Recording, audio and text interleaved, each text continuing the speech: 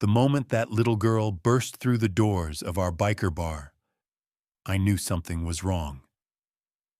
She couldn't have been more than 9, and she was screaming at the top of her lungs, "My stepfather is trying to sell me." Every man in that place went dead silent. 40 bikers, all staring at this shaking kid who looked like she'd run straight out of a nightmare. She kept begging, her voice cracking, "Please, someone help me. He's selling me to a man for $5,000. Clark, our chapter president, a guy who usually moved like his joints were rusted shut, shot up so fast it almost scared me. I'd never seen him move that quick in years.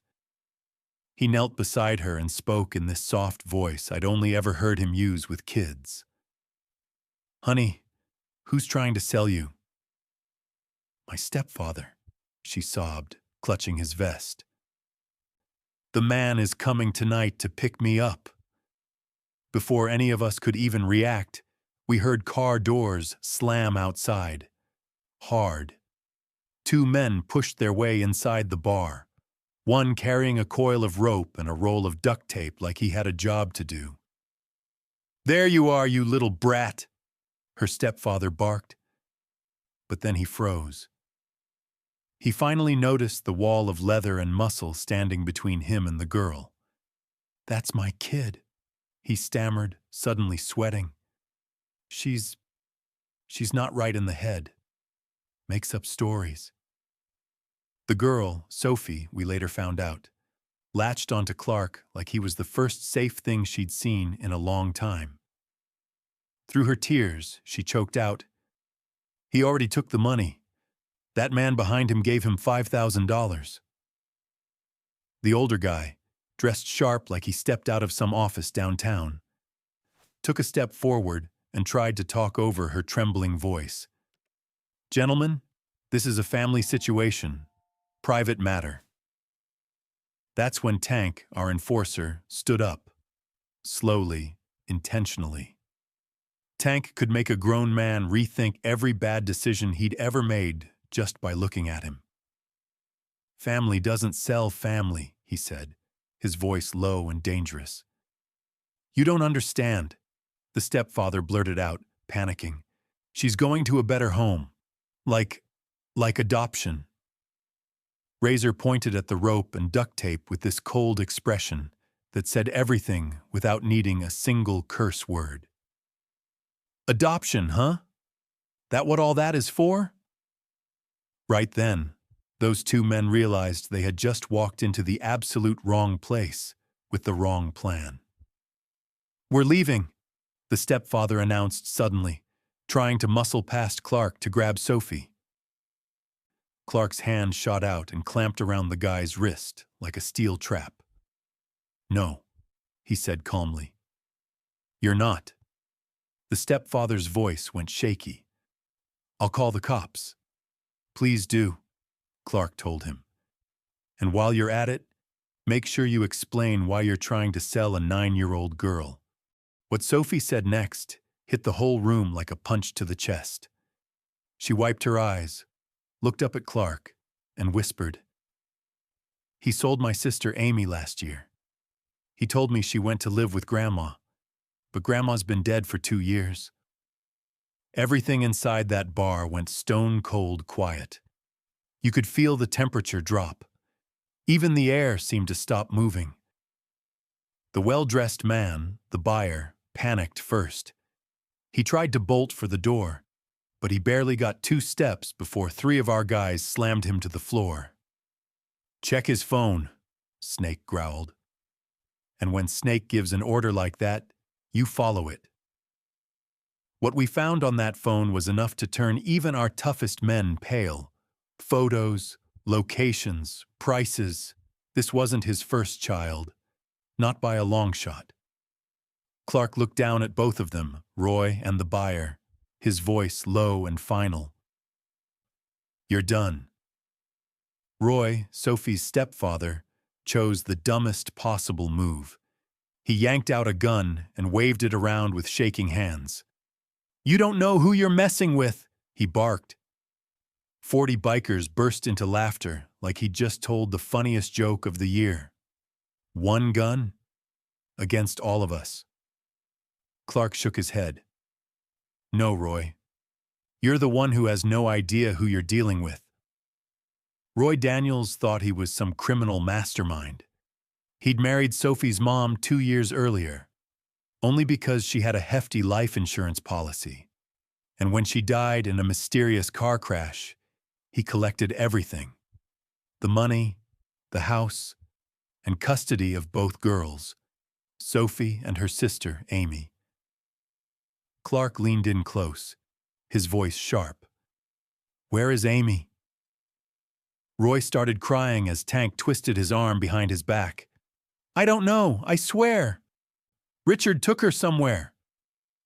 Richard, the well-dressed buyer now zip-tied on the floor, kept his mouth shut, but he didn't have to say a word. His phone told us everything. Snake dug through it with this cold, focused fury.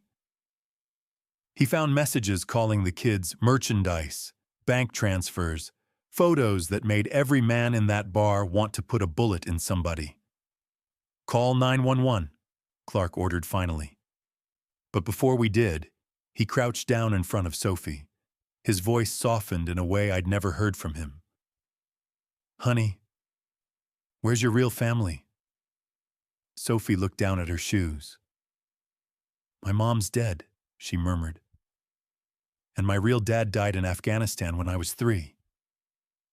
Every biker in the bar exchanged a look, a gold star child. That hit us differently, harder. My mom's parents live in Florida, she went on. But Roy said they didn't want me. Clark shook his head gently. Sweetheart, he lied to you. We're going to find them. I promise you that. While we were waiting for the cops to show up, Snake went digging through Roy's email. The guy was a snake, but he was our snake, and he knew how to find anything. It took him less than 5 minutes. Messages from Sophie's grandparents, emails begging for updates, begging for contact, threatening to take him to court if he didn't respond. Roy had told them both girls were dead, killed in the same accident that took their daughter. He'd cut off their only connection to their grandchild, just to keep control. Clark knelt beside Sophie, speaking with that same steady, gentle tone he'd been using since the moment she ran in. Sweetheart, your grandparents think you're dead. They've been mourning you for over a year. That broke her. Sophie's shoulders shook as she cried even harder. Can I call them? She asked through her sobs. After the police take care of all this mess, I promise you will, Clark said. And they're going to be damn glad to hear your voice. But then Richard, the buyer, decided to open his mouth. And that was his mistake. He let out this smug little laugh. You idiots have no idea what you've done, he said, smirking like he owned the world. I've got connections everywhere. Judges, prosecutors, politicians. I'll be out in an hour. Clark didn't flinch. He just gave Richard this cold smile that made every hair on my neck stand up. Maybe you will, he said quietly. But trust me, you'll wish you hadn't. A few minutes later, the police finally rolled in, lights flashing. Detective Sarah Morrison stepped inside, took one look at the 2 monsters on the floor, then at the evidence Snake handed her. She didn't hesitate, grabbed her radio and called for backup immediately. This is a federal crime, she announced. Human trafficking. Roy started screaming about his rights like he suddenly cared about the law. Richard demanded a lawyer like he expected one to appear out of thin air. While the cops were busy collecting evidence and bagging up the horrors we'd found, all 40 of us stood there quietly memorizing Richard's face. His name, his voice, everything about him. Richard Blackwood. Investment banker, wealthy, respected, and with a secret hobby that made our blood boil. Just like he bragged, he made bail 3 hours later. He strutted out of jail with that same smug little grin. But the grin vanished the second he stepped outside. Because standing there waiting for him like a wall of thunder were 200 bikers from different chapters all across the state. Clark took one step forward. "Welcome to hell," he said simply. And here's the thing. We didn't lay a finger on Richard. We didn't have to. Everywhere he went, a biker followed. 2 at the office, 4 outside his house, 8 parked outside his fancy country club, and people noticed. His clients, his co-workers, his friends, his neighbors. Questions started flying fast. Whispers spread even faster. His wife found out first what bikers all over the county were protecting kids from and why they were watching him. Then his boss dug into what investments Richard liked to spend his money on. In 1 week, his world collapsed. Lost his job, lost his marriage, lost his fancy house and every ounce of his reputation. But we weren't done. Not even close. Because there was still Amy, Sophie's sister. Snake dug into Richard's properties and found a cabin hidden way up in the mountains. So 40 of us saddled up and rode out there, bracing ourselves for the worst thing imaginable. We found Amy alive, locked in a basement. And she wasn't alone. 3 other girls were down there with her, each one reported missing in the last 2 years. And seeing that scene, that changed every single one of us. We got those girls out of that basement, all 4 of them, Amy included. And once the authorities saw that scene, Richard was arrested again on the spot. This time, no amount of money, no connections, no polished lawyer could rescue him. He was done, truly done. But Roy, Sophie's stepfather, he was still out there. He'd posted bail too. His charges were technically less serious, since he was the one selling a child instead of buying one. A hell of a thing, the way the system works sometimes. Roy figured he could vanish into the wind, start a new life with all the insurance money he'd stolen from Sophie's mom. He packed up his car, threw in a few bags, and headed out like he was about to start some grand adventure. He made it 10 miles. Just 10. Then his engine coughed, sputtered, and died right in the middle of an empty stretch of road. Sugar in the gas tank, maybe. Hard to say. Harder to prove. Who's to know, right? While Roy was sitting there waiting for a tow truck, he heard it, distant at first, then louder. Motorcycles, dozens of them. They rolled in around his dead car like sharks closing in on a bleeding fish. Engines revving, circling, never touching him, just letting him feel the pressure, the fear. Roy panicked and called 911, screaming about harassment. The dispatcher calmly explained that every unit was tied up on other calls. Funny how that happens sometimes. For 3 straight hours, Roy sat trapped inside his car, sweating, shaking, surrounded by a ring of bikers. Some of our guys held signs with Amy and Sophie's names. Others had blown up photos of their mother, the woman whose death Roy had profited from.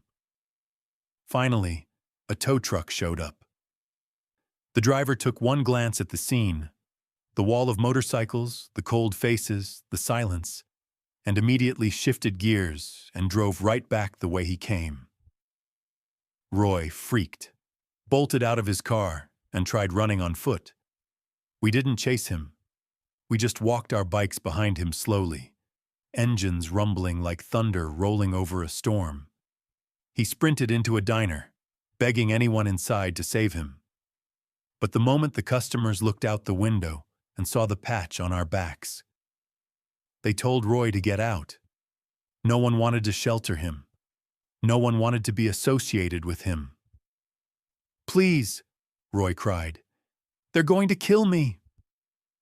Then Clark stepped into the doorway, arms crossed. "No," he said, his voice calm and deadly steady. Death would be too easy.